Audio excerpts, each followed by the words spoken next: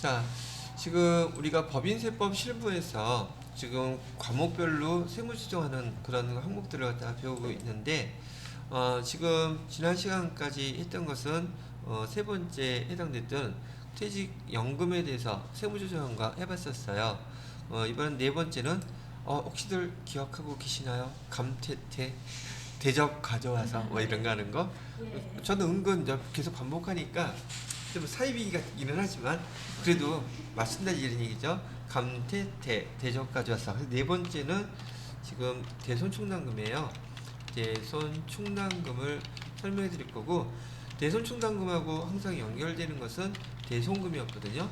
그래서 대손충당금, 대손금 조정 명세서를 설명해 드리려고 하는데, 지금 이 내용은 어차피 그 결산서상 당기순이익에 반영되어 있는 손익계산서하고 그다음에 법인세법상 세법상의 차이점을 지금 세무조정을 해줘야 된단 말이죠. 자, 그러면 지금 여러분들이 배웠던 지식으로 한번 연결을 시켜보자고요. 대손충당금이 어떤 내용인지는 알고 계실 터니 지금 법인세법하고 비교해서 만약에 작년에 대손충당금을 회사에서 설정했는데 걔가 송금 부인당한 거 있겠죠. 그 한도액을 넘어갔다면 그러면 전기 거를 먼저 우리 대손충당금에 세무조정을 해줘야 된단 말이죠. 정기 거는 대부분 그 자본금과 적립금 조정명세서에 반영이 먼저 돼 있다 그랬어요.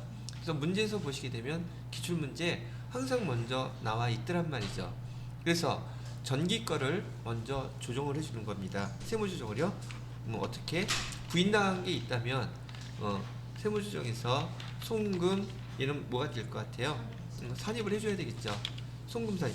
왜 송금 산입을 해줘야 되는지는 차후에 제가 이따가 설명하면서 말씀은 드리겠지만, 전기의 대손의 충당금 설정한 금액에 대해서 부인당한 것이 있으면 얘를 갖다가 먼저 송금 산입을 해서 세무조정 해주고, 얘는 당연히 전기에 지금 했던 것을 유보됐던 것을 지금 감해주는 거죠.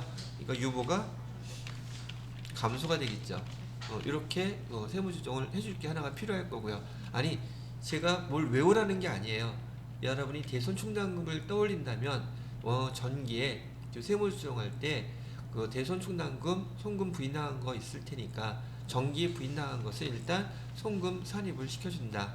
그다음에 걔는 유보를 다시 감소시켜준다. 뭐 그닥 어려운 얘기는 아니잖아요. 그 다음에 지금 전기 거는 그렇다 치고 단기에 우리가 지금 사업을 하게 되면서 외상 매출금이 됐던, 특히나 시험 문제 대부분은 매출 채권이에요. 외상 매출금이나 받으러 걔네를 갖다가 파산이다 또는 소멸시효다 6개월 경과다 해서 대손 처리한 것들이 분명히 발생한단 말이죠. 뭐냐? 시험 문제상으로는. 그러면 올해 그 대손 처리를 했는데 회사에서 이런 일을 한번 들어볼게요. 외상 매출금을 대손 처리했는데 외상 매출금의 대손 처리의 대표적인 것은 거래처가 파산했다는 뜻이에요. 그럼 실제로 얘는 파산, 법원으로부터 판결을 받아서 파산을 시켰으니 내가 대손 충당금이 있었으면 대손 충당금부터 먼저 사용해야 되고, 그게 모자르면 대손 삼각비로 비용 처리를 해 놓았겠죠. 그렇죠? 이렇게 처리한 걸 갖다가 구분을 해야 돼요. 뭘로 구분해야 되냐면 대손상각비도 사용될 수 있고 대손 충당금도 사용되는 게 있겠죠. 그래서 얘가 송금이 부인되는 것들이 아니면 시인되는 것들이 적절한가? 그럼 파산의 원인이니까 오케이. 그럼 얘는 대손 충당금도 대손 상각비도 송금으로 다 인정해줘요. 그런데 문제는 뭐냐면 송금 부인당하는 게 있어. 어떤 경우냐면 보편적으로 부도 발생일로부터 6개월 경과한 후에 얘를 갖다가 대손 처리하게 돼 있죠. 근데 6개월이 안 됐어. 근데 회계 담당자가 꼭 사고 치는 거야. 지금 예를 들어서 8월 15일 날 지금 2020년도 지금 결산을 하고 있는데 8월 20일 날 부도 났다고 6개월 경과하지도 않았는데 그냥 대손 충당금으로 또는 대손 상각비로 떨어가지고서는 얘를 갖다 대손 처리를 해버렸단 말이죠. 결국 잘못한 거죠. 그러면 회계 결산서상에는 대손 처리한 게 반영이 됐는데 지금 세무조정에서는 얘도 당연히 회계 처리도 잘못한 것이긴 하지만 세무조정으로 얘는 아직 아닌데 이렇게 해놔야 될 거 아니에요. 그렇게 대손 부인된 거. 대손 부인되면 당연히 회사에서의 손익계산서에는 대손 충당금이 됐던 대손 상각비가 됐던 얘를 갖다가 비용 처리해놨을 텐데 송금으로 인정해주겠어요? 안 해주겠죠. 그래서 부인당한 거 송금 불산입이에요. 불산입인데 기중에 벌어진 거에 대해서 이렇게 회계 처리를 잘못해 놓았던 것, 즉 대손 사유에 해당되지 않는데 대손 사유에 해당되는 것처럼 처리를 했다면 세무조정 해줘야 된다는 얘기예요. 그래서 송금 부인액, 이게 이제 여기 이제 딱 볼 거 바드러움의 경우가 여기서 이제 예로 나올 거예요. 그래서 바드러움에 대해서 송금 부인액에 대해서는 송금 불산입 시켜놓고, 얘는 시간이 지나가면 당연히 6개월이 경과할 테니까 그때 송금 처리해주면 되죠. 지금 현재로는 유보시켜야 되겠죠. 아직 반영할 때가 아닙니다. 그래서 얘는 유보 발생이 되는 거예요. 되셨나요? 자, 지금 제가 시간의 흐름상으로 얘기하는 거예요. 정기 거부터 먼저 처리했죠.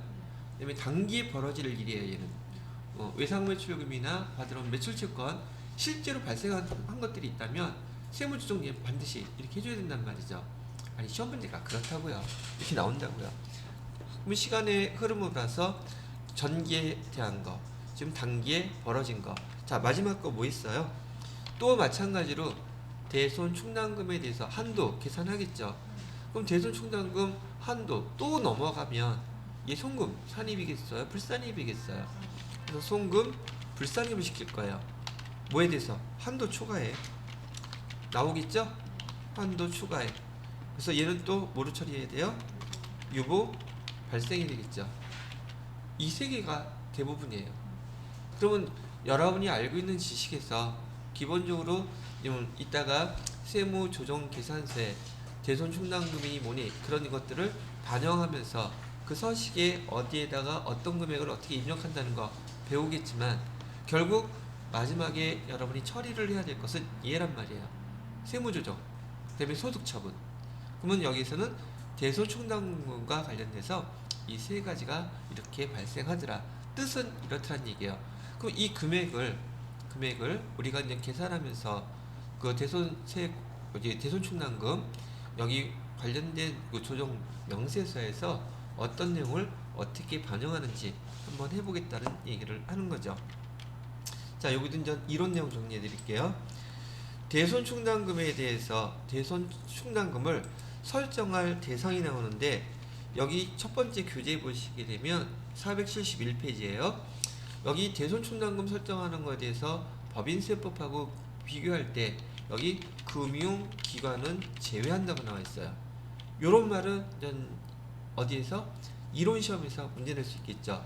다음 중 대손 충당금을 설정해야 되는데 분명 첫 번째 줄에 금융기관의 대손 충당금은 제외한다 그랬어요. 금융기관은 좀 특별해요. 그래서 여기 우리 세무조정할 때 대손 충당금과 대손금에 대한 조정 명세서에서는 대손 충당금 설정 금융기관은 제외라는 게 첫 번째 항목이고요. 그렇다면 금융기관은 제외한다고 그러고, 우리가 재무회계에서 여러 번 배웠던, 그러면 대손 충당금은 어디에서 대손 충당금을 설정해요? 우리가 얘기했던 매출채권이겠죠. 그러면 정보능력개발, 정보망이 떠요. 그래서 여기 해야 되는 것은 기본적으로 알고 있는 계정부터 연결을 시켜볼게요. 매출채권이라고 되어 있고요. 매출채권에는 우리가 흔히 얘기하는 외상매출금 나와 있죠. 시험 문제도 대부분 외상매출금과 바드럼에 대한 것들이에요. 그죠? 여기하고 또 우리는 이렇게 재무회계 계정으로 기억하고 있지만 법인세법에서는 이렇게 계정으로 얘기하지 않는단 말이죠. 매출채권이다, 그 다음에 어음이다. 거기 우리가 또 일단은 알고 있는 걸로 정리만 해볼게요. 기타 채권도 마찬가지로 우리가 먹튀하면은 얘도 대손 처리할 수 있죠. 그럼 여기에는 미수금이라는 것도 있을 수 있고요. 그 다음에 선급금도 있었고, 그죠? 등등 많은 것들이 이렇게 있는데, 교재에서 설명할 때는 이렇게 나와 있단 말이죠. 외상매출금이나 그 다음에 거기 몇 페이지를 갖다가 정리를 해놨냐면 472페이지에 이건 이론상의 문제들, 이론 문제로 여러분들한테 보기에서 다음 중 맞는 거, 틀리는 거, 설명 중 그런 거 찾으라고 문제가 나온단 말이죠. 근데 뭐 처음 듣는 얘기냐? 아니에요. 여러분 재무회계 배울 때 다 알고 있는 내용들이에요. 그래서 송금사립 대상 채권이라고 되어 있는데 외상매출금, 대여금. 대여금은 기타 채권에 해당되는 거죠. 그 다음에 이에 준하는 어음상의 채권, 그 다음에 미수금, 기업회계 기준 및 관행상, 대손충당금 설정, 대상 채권이라고 해서 융통어음 포함이라고 나와 있잖아요. 융통어음은 뭘 융통어음이라고 그러냐면 우리 보통 그 뭐죠? 바드러움이 있죠. 바드러움은 그건 뭐에 대한 대가요? 우리가 상대적으로 제품이나 상품을 주고서 그 대가로 받은 거죠. 이런 걸 우린 융통어음이라고 불러요. 그 옆에다가 혹시 참고하시라고 상업어음이라고 써보세요. 상업어음 같은 경우에는 상업어음은요 대가가 없어. 그냥 종이 쪼가리야. 바드러움은 우리가 상품이나 제품을 주고 아니면 다른 어떤 우리의 자산을 주고서 그 대가로 받은 것이지만 상업보험의 경우에는 그냥 거기 종이 쪼가리에 금액만 써 있어요. 그리고 이자율 써 있고 이거를 갖다가 갖고 있으면 돈 빌려주는 거죠. 일종의 종이 쪼가리 받고서는 뭐 그런 것들 대상이 그게 아니라 여기는 융통어음 우리 상거래와 관련돼서 받은 어음을 뜻하고 있다는 거. 그럼 우리는 바드러움이라고 생각하면 이해하는 건 별반 어렵지 않으시겠죠. 자, 그런데 거기 매출채권이나 이런 채권 말고 송금사립 제외채권이라고 되어 있어요. 요걸 기억하셔야겠죠. 자, 다시 여기서 지금 얘기하는 채권이라는 것은요. 법인세법에서는 이렇게 개념을 생각하고 있단 말이죠. 우리가 받아야 될 권리가 있는 것. 그렇게 지금 생각을 하고 있는 거예요. 그럼 그 중에서 구상채권이라는 것은 돈 대신 먼저 물어주고 사고 친 사람한테 돈 받아낼 권리를 얘기하는 거잖아요. 근데 이거 인정하겠다고요? 구상채권은 대부분 이거 보험업에서 제일 많이 발생하는 것들이에요. 보험업. 그렇지만 일단 그 설정 대상 채권에서 여기 채무 보증으로 인해서 이런 구상채권이 발생했다면 얘는 구상채권으로 기억해 놓으시고요. 얘는 여기 우리 대손충당금 설정 제외란 얘기. 그다음에 업무 무관 가지급금도 업무하고 관련 없는데 우리 대표이사 아저씨께서 열심히 돈 많이 갖다 썼어. 그럼 법인의 입장에서는 이 돈 받아야 되죠. 채권이란 말이에요. 근데 이런 것들에 대해서 그걸 인정해주겠다. 우리 대표이사 했는데 대손충당금 설정이나 이건 짜고 치는 고스톱이잖아. 그런 건 안 된다는 얘기예요.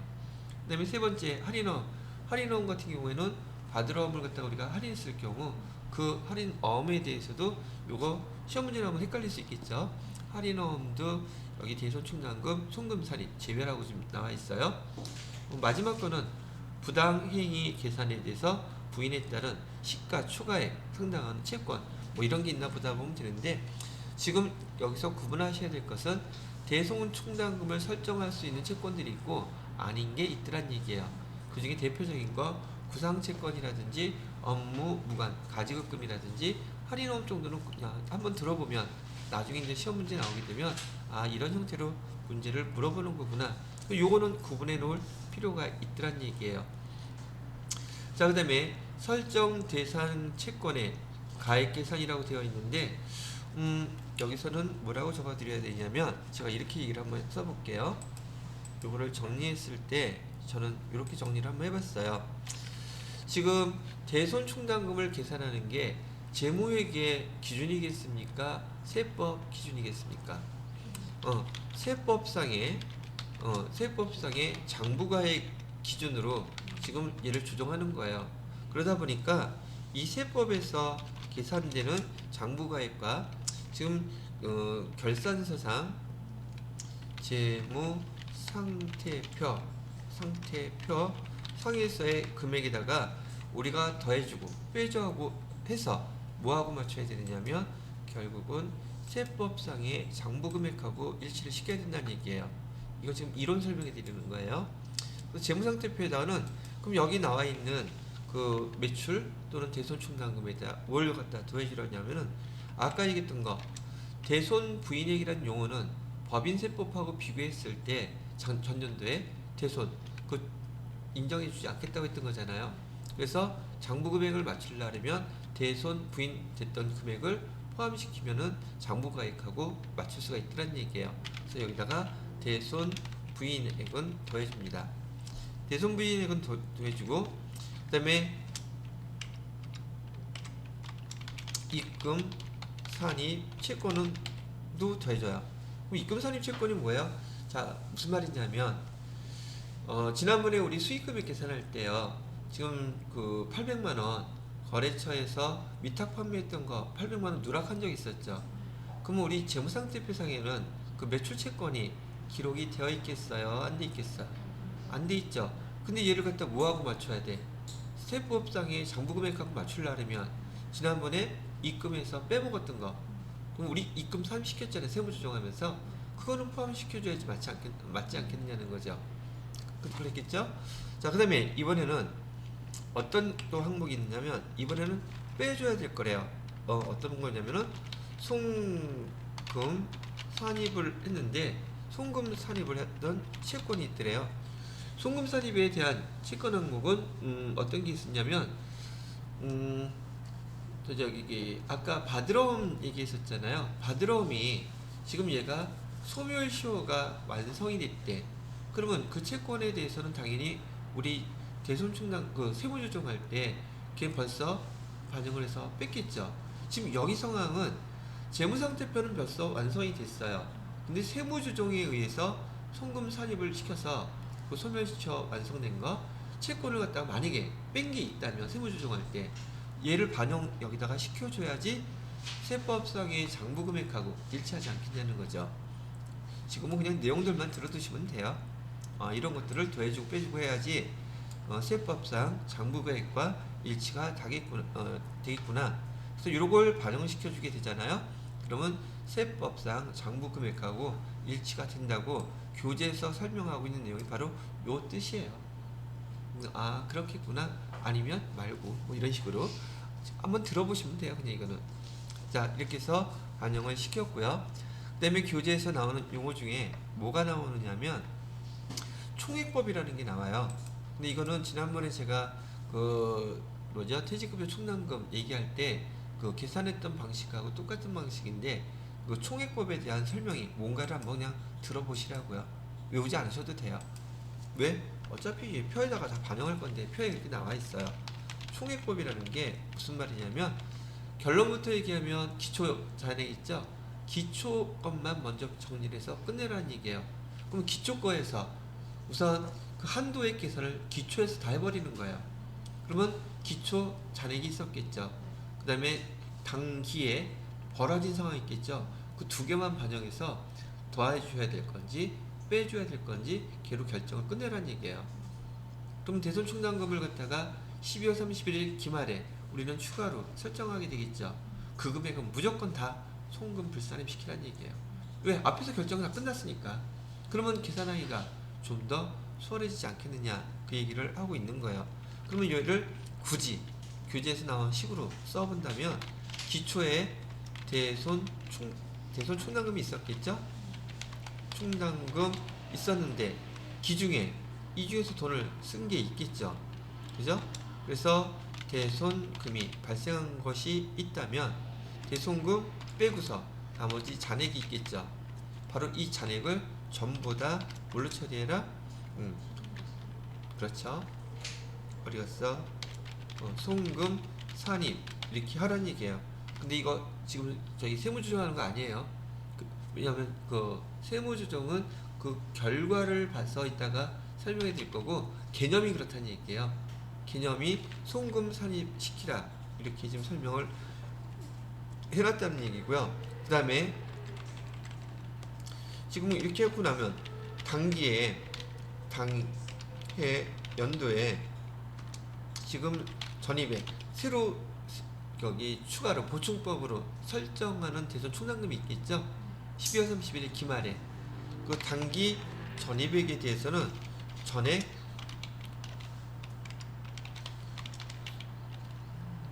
송금 불산입 시키라는 얘기예요. 그래서 당해 연도거 그냥 계산하게 되면은 당해 연도거에 대해서는 그 전입한 거에 대해서 말을 잘못했네. 잘못했어요. 쏘리.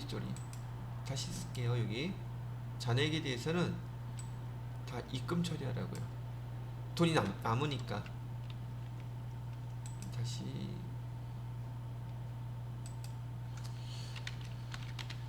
입금 처리를 하고 여기는 송금 처리를 하라는 얘기인데,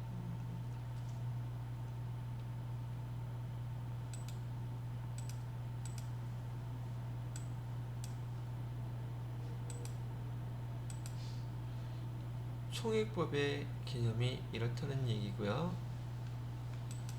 자, 기초 대손 충당금이 1,000원이 있었다. 근데 여기에서 대손금으로 800원을 사용했다면 잔액이 지금 200원 남아 있잖아요.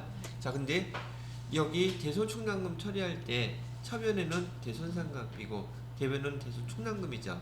그러면 이 대손 충당금의 개념은 지금 손비 비용 처리를 해놓고 비용 처리했던 게 지금 남았다는 뜻이잖아요. 그죠? 그래서 전기에 대손 충당금 이렇게 처리했던 것을 잔액이 남아 있다면 단기까지 포함해서 그냥 걔 다 입금 처리를 해놓고, 그죠?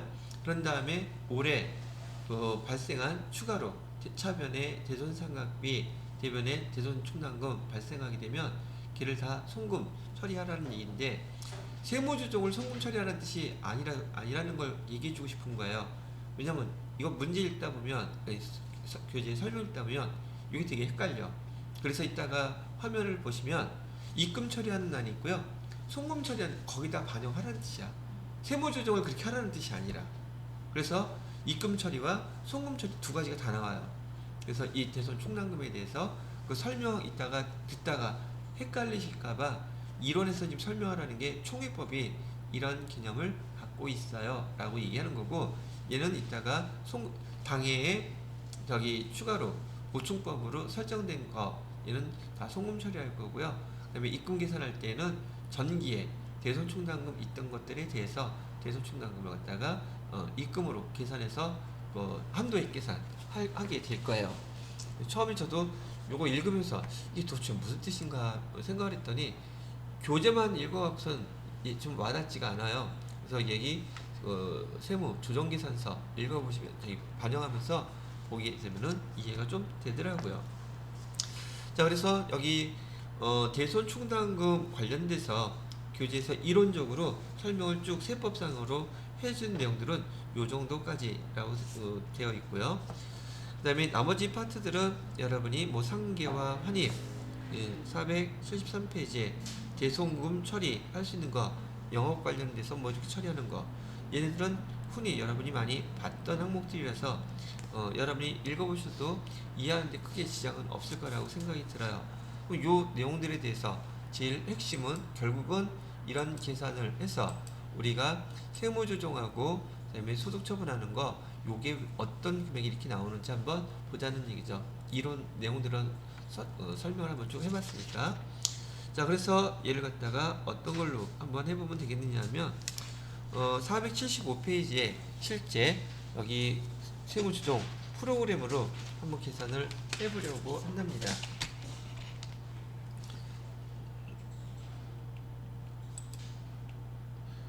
그래서 얘는 5000번, 그 다음에 과목별 세무조정에서요, 여기 대손 충당금 여기 조정명에서 클릭해서 보시고요. 자, 나와있죠?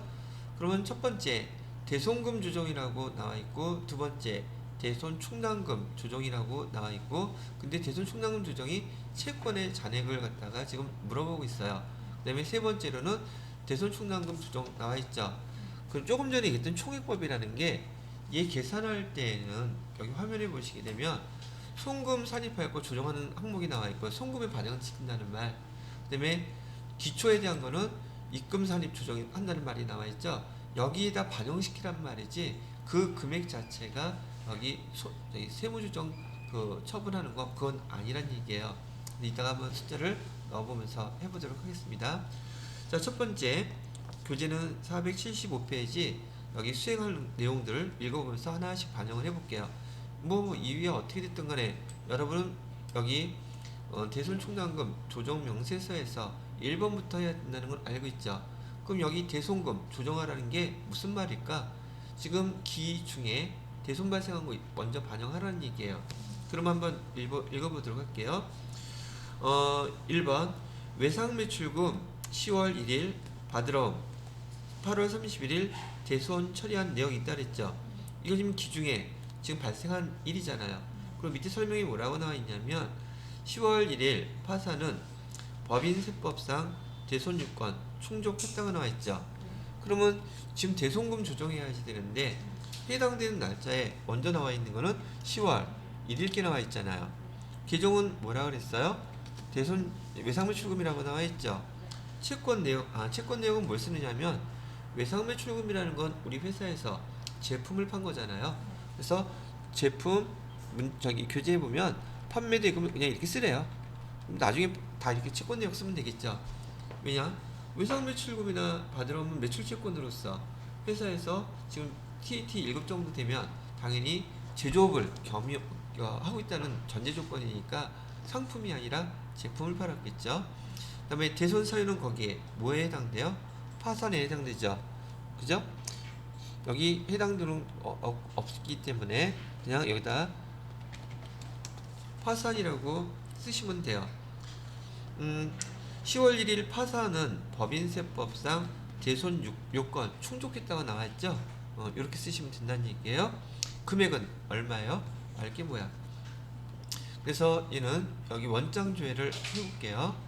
원장조회에서 얘가 지금 10월 1일날 외상매출금이 대손 처리가 됐다면 대손 충당금이 됐던 대손 상각비가 됐던 대손 충당금 조회 해보면 되겠죠. 그래서 여기 대손 처리를 했다고 하니까 일단 109번만 외상매출금을 보도록 하겠습니다. 그럼 대손 충당금을 사용한 금액 단기 설정이 아니라 200만원 얘겠네요. 자, 얘를 클릭해서 한번 전표를 봐야지 돼요.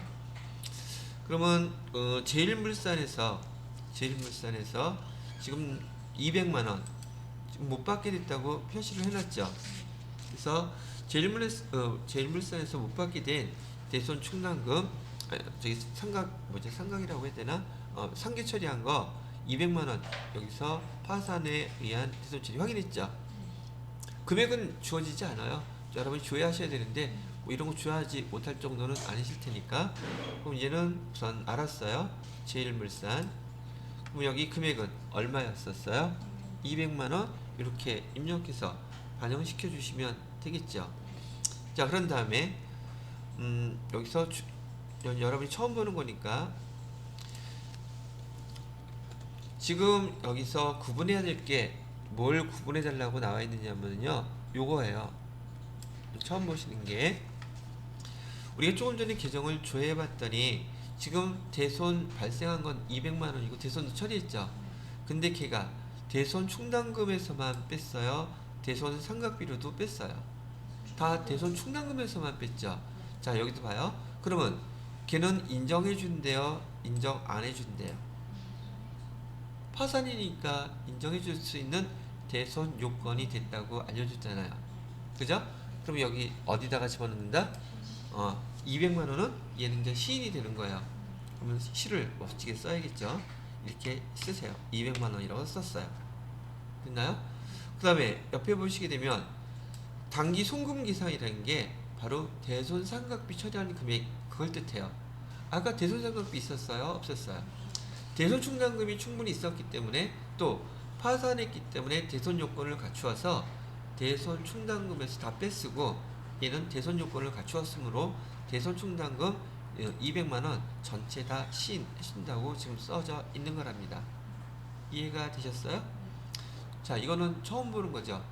바로 법인세법에서 세무조정 하시게 되면서 이런 내용을 갖다가 하나하나 의미를 알고선 반영하면 별반 뭐 어려운 건 없어요. 근데 얘를 그냥 따라서 입력하는 사람들이 워낙에 많아. 근데 여러분 이거 나온다면 구분할 수 있겠어요? 그러면 하나 더 해볼게요. 거기 나와 있으니까. 두 번째는 조금 전에 얘기했던 받으러옴이래요.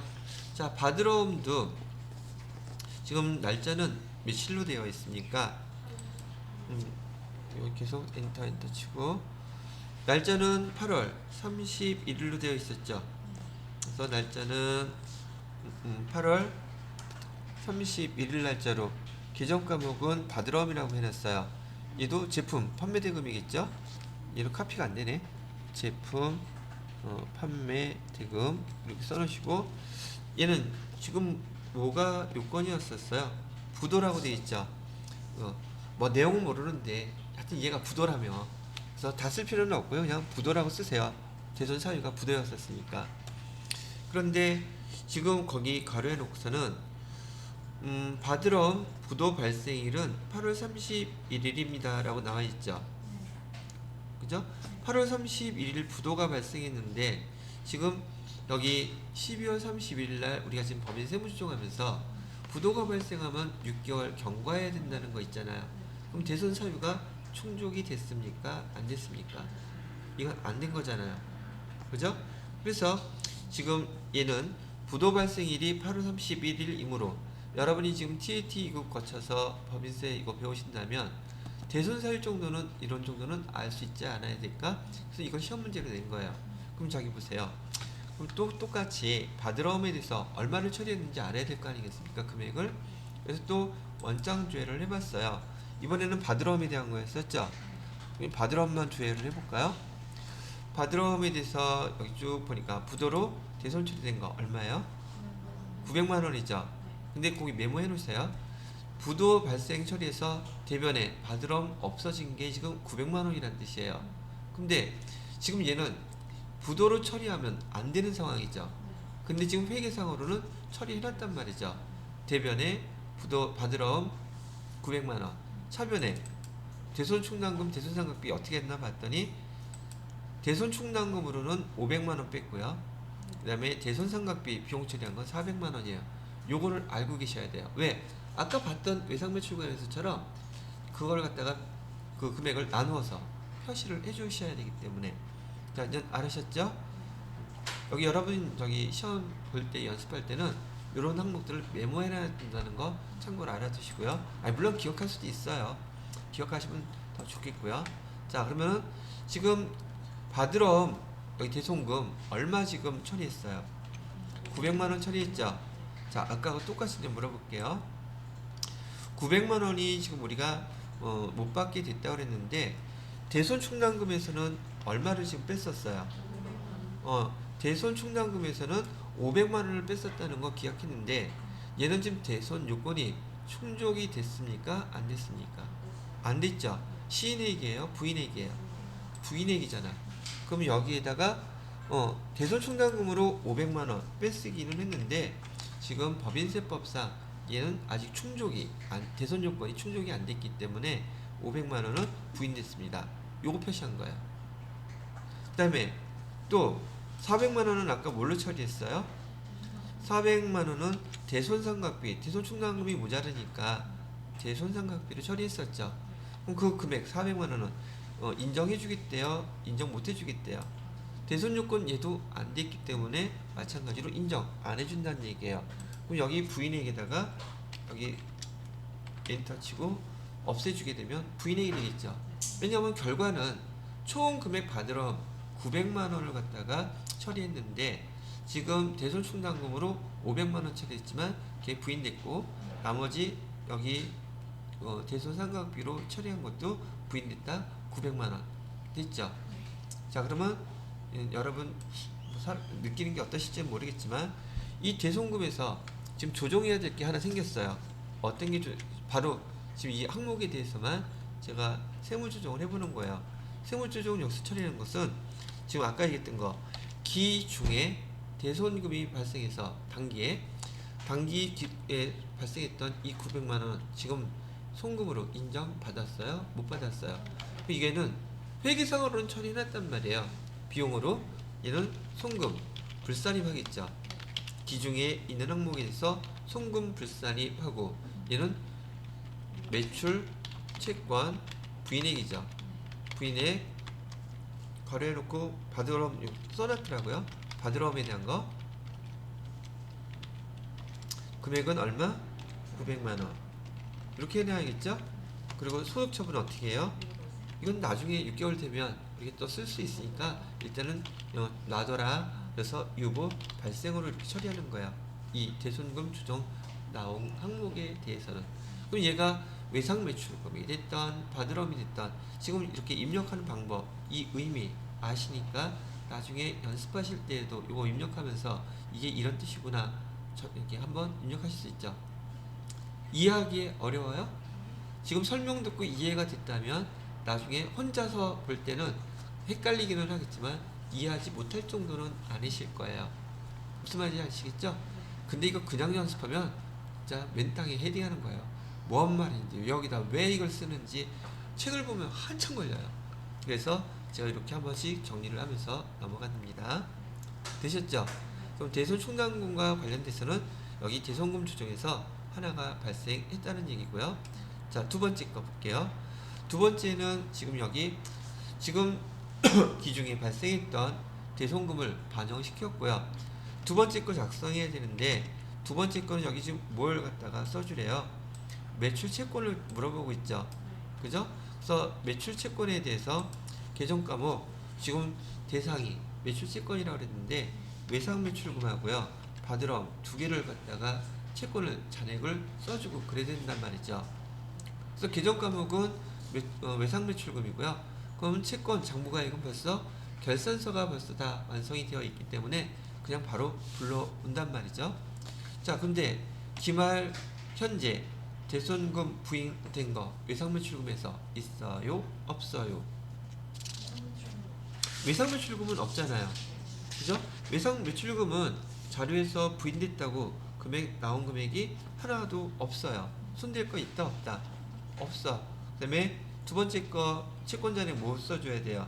여기는 두 가지만 하라 그랬잖아요. 외상 매출하고 받으러 쓰게 되면은 2억 2천 있었죠. 근데 얘 2억 2천에서 얘는 회계 처리한 결과가 채권 잔액으로 2억 2천이 된 것이잖아요. 근데 그거 얼마는 부인당했어요? 회계 처리를 했는데 그게 부인당했잖아요. 그럼 원래 잔액은 얼마였겠냔 말이에요. 여기 900만 원은 더해줘야 되겠죠. 그럼 얘는 실제로 2억 2,900이 잔액이었단 말이죠. 이해되시렵니까? 의미가 그렇다는 얘기예요. 그러면 잔액까지는 반영이 끝났어요. 이렇게요? 예, 이렇게 하라고. 어려워요? 이게 왜 어려워? 근데 순서상으로는 이제 처음 보시는 거니까 낯설기는 하겠지만 대손금 조정에 어떤 것을 조정해야 된다. 그러면 여기 채권 잔액은 여기서 채권 조정하라는 항목만 불러다가 이런 의미로 넣으면 되겠구나. 되셨나요? 자, 그런 다음에 여기 이제 송금 선입액 조정이라든지 입금 선입액 조정이라고 지금 아무것도 손대지 않았는데 여기 나와 있는 금액들은 있죠.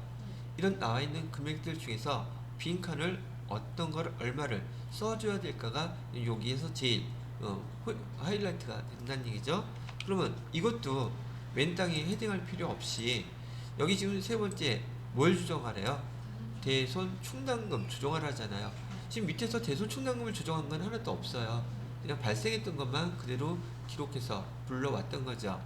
근데 여기 송금 선입액 조정도 그렇고 입금 선입액 조정도 그렇고 아까 입금 선입액은 기초 그 대손 충당금하고 단기에 벌어진 것 갖고 일단 정리하자고 그랬었죠.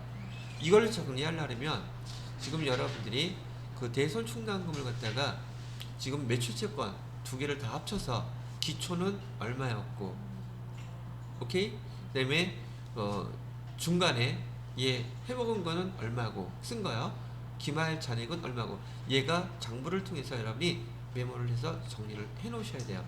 그럼 자, 그러면 여러분들이 먼저 대손 충당금을 조회하시게 되면 대손 충당금은 두 개를 조회를 하셔야 돼요. 왜냐하면 받으러 여기 외상매출금에 대한 거 조회해서 외상매출금에 대한 기초 얼마고 그 다음에 외상매출금에서 사용된 그 대손 충당금은 얼마고 그래서 잔액은 얼마고 이렇게 알아야 되고요. 또 하나는 뭐 받으러움도 해야 되잖아요. 걔도 매출 채권이니까. 그러면 받으러움에 대해서도 기초 대손 충당금은 얼마가 설정되어 있었고 사용된 건 얼마고 그 다음에 잔액은 얼마 구분해야 되겠죠. 그럼 걔는 어떻게 조회하느냐고요? 또 원장 조회 클릭하시면 돼요. 원장에서 뭐 두 개를 다 할지 하나를 하게 될지는 모르겠지만 교재에서 소개하는 방법은 이렇게 해놓고 있어요.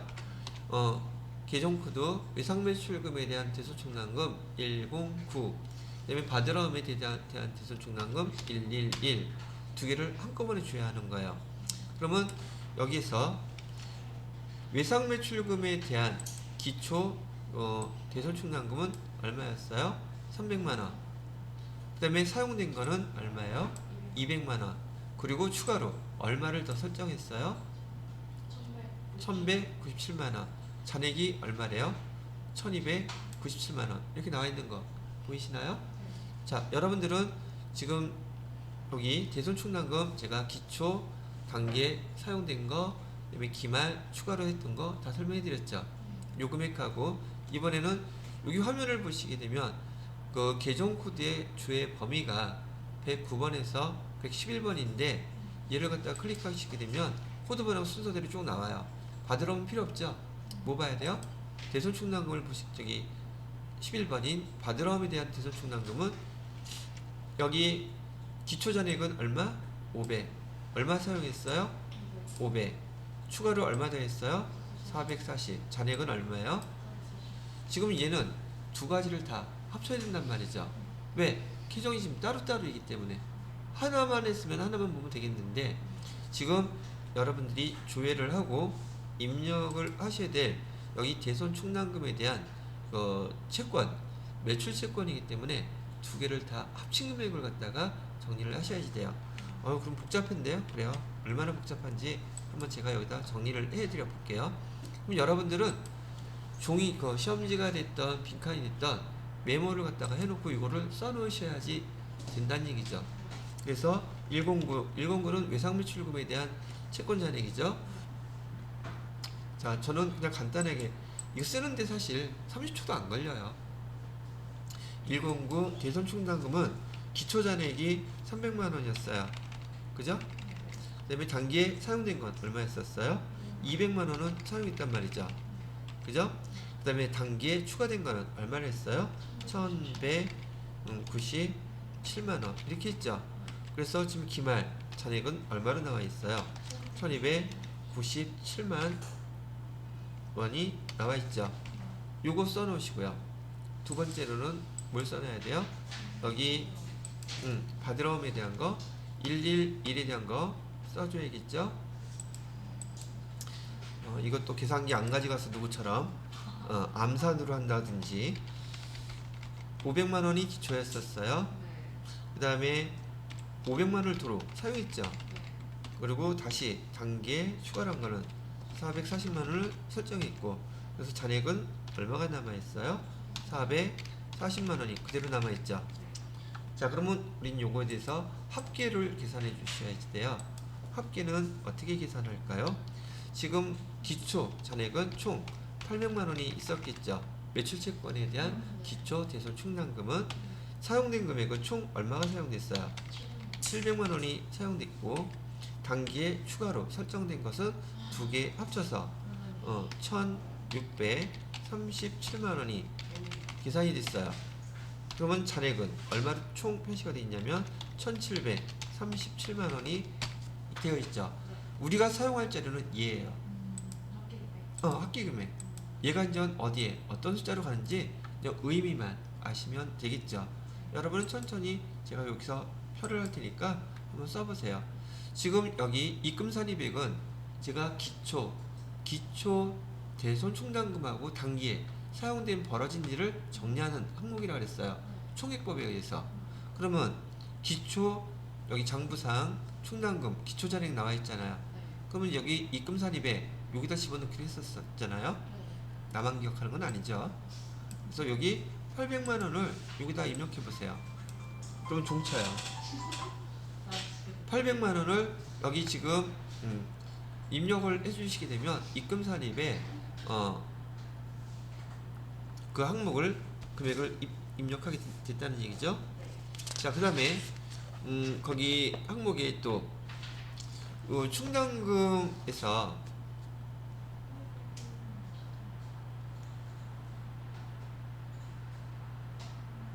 여기 어디 갔었지? 문제에서 이 나와 있어야 되는데.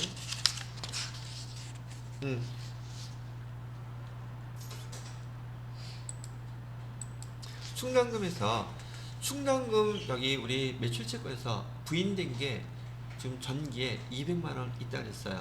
어디 있냐 그러면은 475페이지 보실래요? 전기분 자본금과 적립금 조정명세서에 대손 충당금 설정했을 때 한도 초과 부인액 200만 원 있다고 그랬었죠? 여기서 이렇게 써놓고 가리면 이건 전기가예요. 한도 초과 부인액이 얼마가 있다? 200만 원이 있다고 문제에서 아예 알려줬던 거예요. 그 숫자만 입력하시면 돼요.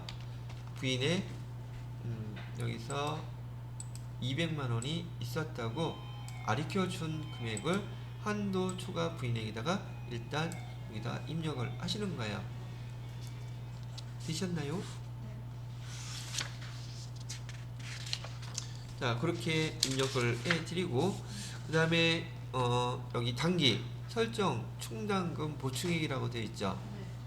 환입액은 없고요. 단기 등등 설정 충당금 보충액이라고 했는데 요거 설명하는데 시간이 또 걸리겠죠? 쉬는 시간에는 쉬어야겠죠? 그렇지 않아도 골치 아파 죽겠는데 잠깐 쉬었다 해요.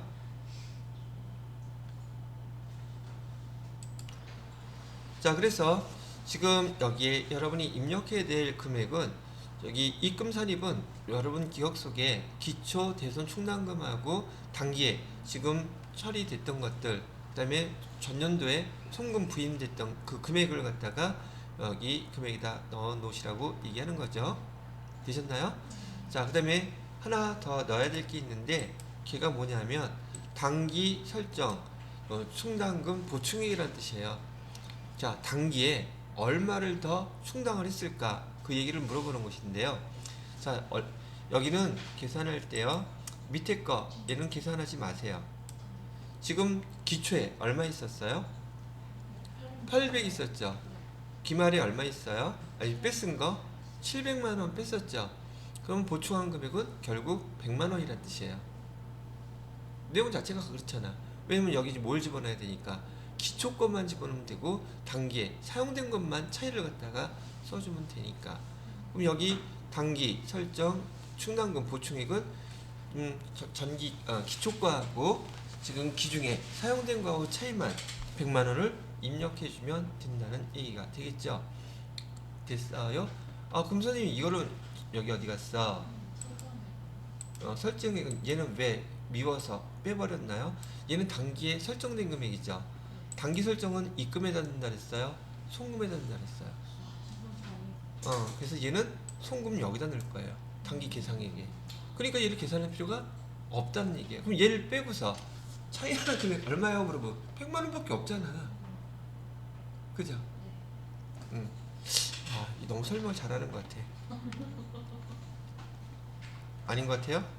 이래봐도 내가 토요일날 일요일날 이거 하려고 얼마나 열심히 잠을 잤는데. 자, 그래서 여기 그 개념이 아까 제가 이론을 설명해 드렸던 게 이런 내용 때문에 미리 한번 들어두고 제가 아까 설명드린 게 이거예요 라고 얘기를 해드리는 거야. 처음에 여러분들이 이거 내용을 들으시게 되면은 여기 송금 산입액 조정이라든지 입금 산입액 조정이라는 개념이 얘가 총액법에 의해서 이렇게 여기다가 산입해서 계산을 한다는 뜻이지 아까 제가 세무 조정을 하는 게 아니라 그랬었죠. 여기 들어가는 용어 때문에 설명해 드린 거예요. 근데 교재에 이렇게 나와 있고 여기 조정 계산세 명세서에 이렇게 나와서 숫자를 집어넣잖아요. 이게 매치가 안 돼. 그러니까 설명은 더 어렵죠. 연습해도 틀려. 그리고 나중에 시험 어떤 분 아까도 그 언니가 여기 세무 1급 자격증을 땄다 그랬는데 그냥 무조건 외우기만 했대. 어디에다가 어떤 거 나오면 어떻게 입력하고 벼락치기해서 자격증 땄는데 지금 하나도 모른대. 그러기를 원치는 않거든요, 저는. 자, 그래서 지금 여기 입금 산입 조정할 때 들어가야 되는 금액과 송금 산입할 때 반영돼야 될 거 기본적으로 여기 맨 마지막에 단기 계상액이라고 하는 거 단기 계상액은 잔액을 얘기하는 게 아니라 여기 단기에 플러스로 넣었던 것들이 있죠. 그 금액을 여기다가 집어넣게 되면 1637만원 되어 있죠. 그럼 여기 또 회사 계상액이라고 있으면서 여기 지금 보충액도 나와 있을 거 아니겠어요?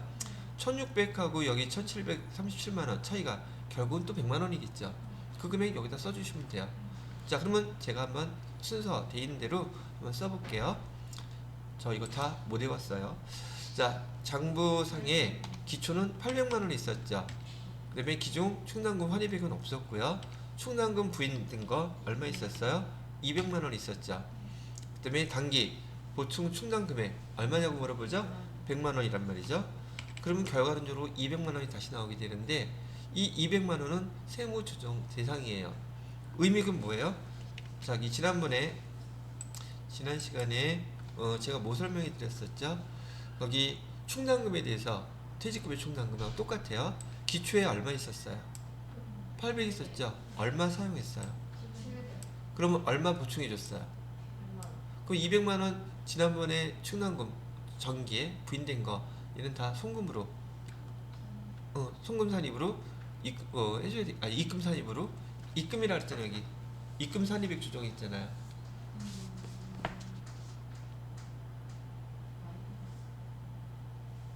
송금 산입 또 헷갈렸어. 잘 다시 200만원에 대해서 의미가 그러니까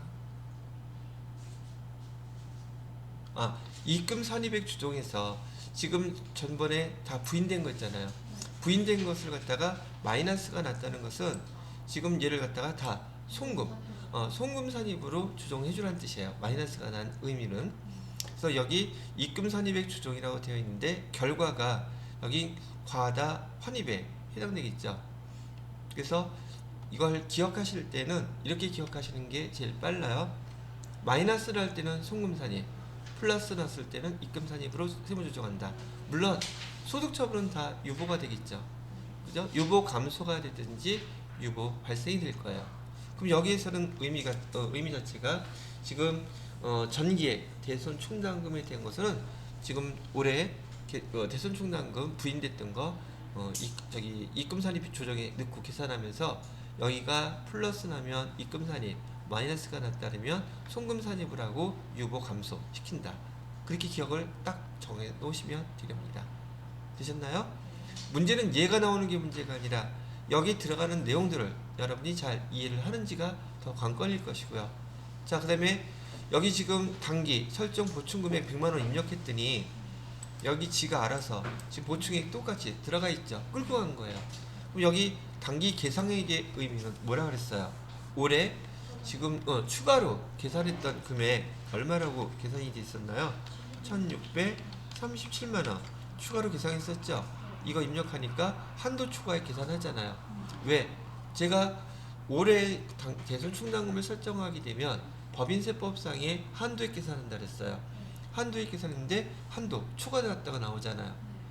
그죠? 한도 초과되면 당연히 얘는 송금 불산입이죠. 소득 처분은 당연히 유보가 될 것이고요. 그럼 내년에 또 얘가 전기에 부인된 한도 초과액이 되겠죠. 여기서는 아까 얼마라 그랬어요? 작년 거 200만원이라 그랬잖아. 그죠? 얘가 내년에 넘어가면 얘가 내년께 되겠죠. 그럼 얘도 마찬가지로 여기다 넣고 계산하면서 플러스가 나오는지 마이너스가 나오는지에 따라서 대부분 마이너스가 나온다면 다 송금 산입하고 플러스가 나온다면 입금 산입하고. 되시겠죠? 자, 그러면 할 거 다 해봤으니까 여기 화면에서 여러분이 여기 세무조정 해줘야 될 거는 첫 번째 여기 대송금 조정 아까 900만원짜리 해주셔야 되죠. 그 다음에 여기 한도 초과액도 해야 되는 거 알겠죠. 그 다음에 정기 거는 여기 표시되어 있어요. 우선 세무조정 몇 개 해줘야 돼요? 3개 해주시면 돼요. 근데 이 3개는 아까 했던 거잖아요. 전기 거 이거죠. 단기에 발생한 거 이거죠.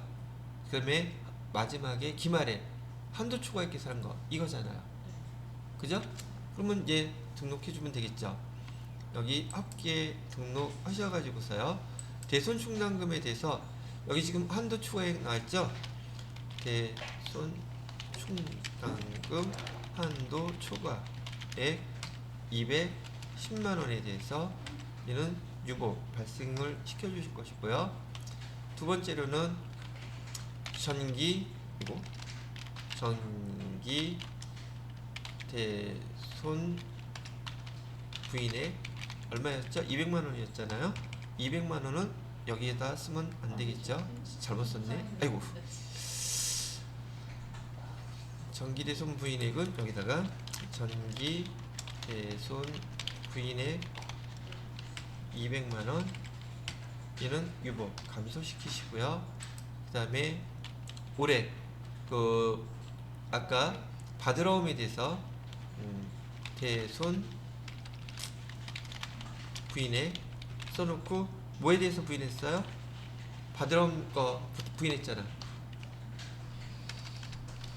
받을 어음 아까 대손 요건 다 충족 못했잖아요. 그래서 900만 원 다 대손 부인 받았죠. 그래서 얘도 유보 발생 이렇게 처분을 해 주시면 이렇게 입력만 잘하면 친절하게 여기 나와 있으니까 최대한 활용을 하시면 되겠습니다. 그 다음에 어떻게 하라고요? 저장해 놓으셔야 돼요.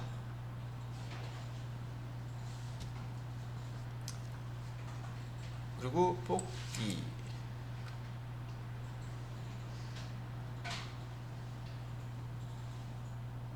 그 다음에 기출문제에 나온 것 중에 하나 이것도 있더라고요. 근데 프로그램이 잘 됐는지 안 됐는지 계산이 좀 잘 안 됐긴 했었는데요. 지금 보편적으로 그 대손에 대한 설정률은 100분의 1로 되어 있잖아요. 얘를 수정하려면 여기 설정률 수정하시게 되면 금액이 바뀌더라고요. 그럼 대손 설정률이 100분의 1이 아니라 100분의 2라고 하면 설정률을 수정해서 여기 실정률에서 2% 바꿔주시면 돼요. 실정률인지 설정률인지 설정률은 1%, 만약에 실정률로 시험 문제에서 나오시게 돼서 2번이라 그러면 이걸로 클릭해 주시면 돼요. 근데 여기는 지금 설정률이 되어 있기 때문에 손대지 않은 것이고요. 그러면 여기 화면에서 어떤 거를 손대면 어떻게 되는 것이구나 라는 것들도 아마 알게 되셨을 거라 생각이 들어요. 되셨나요? 자, 그러면 얘도 하나 또 끝났으니까